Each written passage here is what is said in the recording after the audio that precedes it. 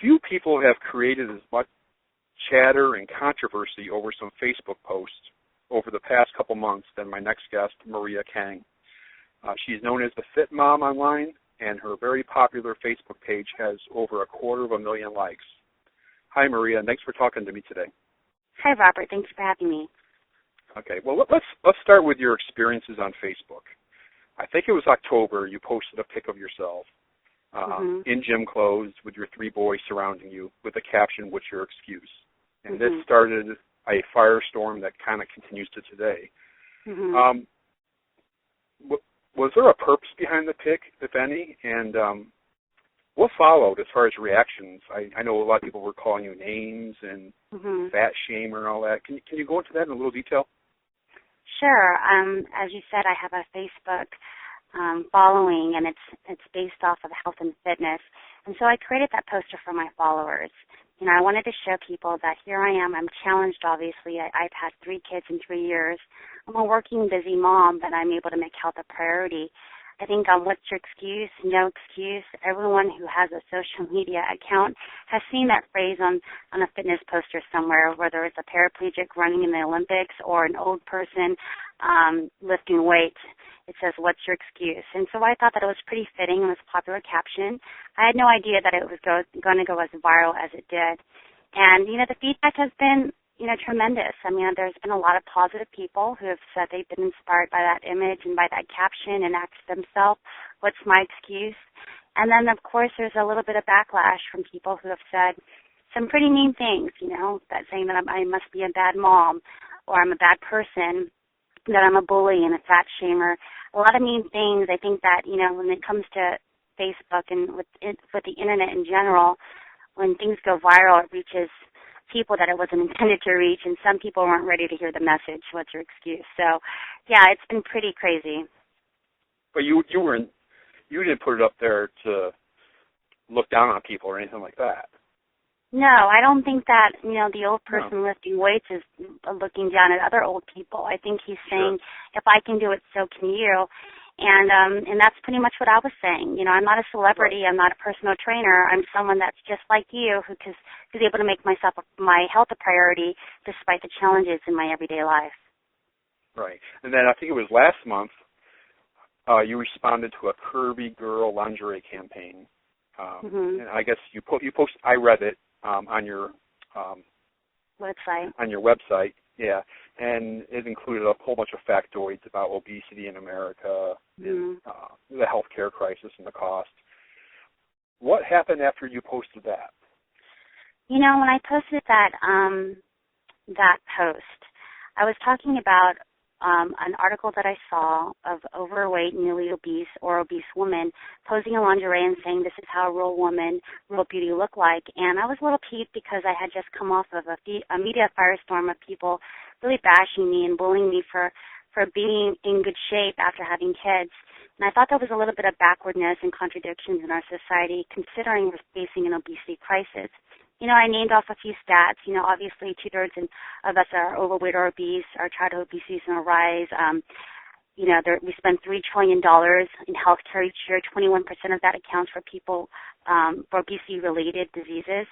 So I think that I was being truthful and I was being encouraging. And I said, you know, I know that it's tough in this day and age, but I know that it's possible. And I really want people who are real role models to come out and be, you know, like me, the average person, the everyday person, and stand up and say, you know, it's important to make your health a priority.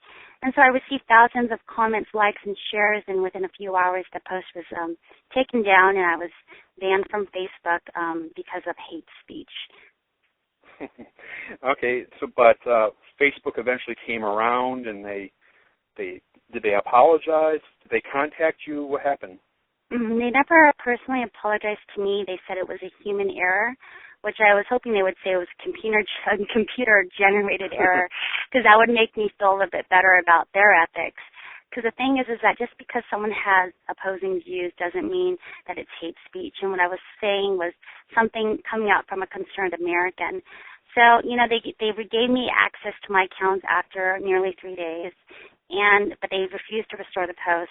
a post that they have said to other people, reporters, that they didn't feel it was offensive, so they gave me back access. But if you didn't find it offensive, then why not restore, the post, which is a little shady to me.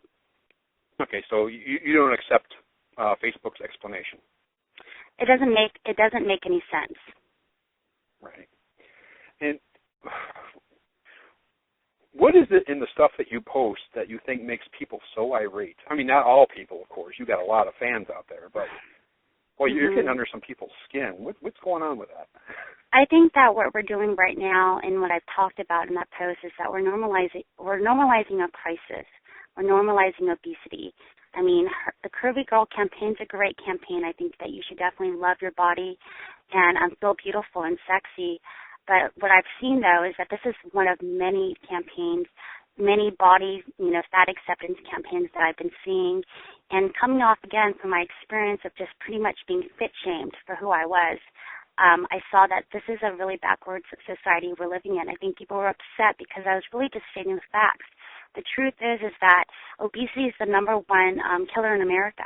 It's ahead of smoking. So if somebody were to put up a smoking campaign and saying, "Look at me, I'm smoking," I think people would react to it differently. So why are we celebrating obesity, which is what I saw, and not really celebrating people who are everyday, average, who are dedicated and disciplined? I think that we're not seeing the messages correctly. Yeah. Now, I don't know if this has affected your family or anything like that, and I'm not saying that you should, but do you have any regrets? No, I definitely feel sad sometimes when I know that a lot of people took the message in a very wrong way. I don't like it when people think that I was trying to, intentionally shame people, because that was not my intention. I want people to know that they should love themselves and therefore love their body through nurturing it with exercise and good nutrition. I think that we focus so much on the body itself that we're putting a positive body image ahead of actual health, because the problem is that when you're normalizing something, you're creating a complacency. You're getting comfortable where you don't really feel the need to change because you don't really see the problem. A recent study showed that 1 in 4 overweight women actually think they're thin, and that's exactly what I'm talking about. We're normalizing an issue, and we're not telling people that it's not okay, that we need to really be encouraging and change our habits, because by 2030, it says that we're going to be nearly half obese as a nation. That's not okay. Gotcha. Well, I want to switch gears 1 second and close with this. I saw some articles written about you, and some of them were not very flattering.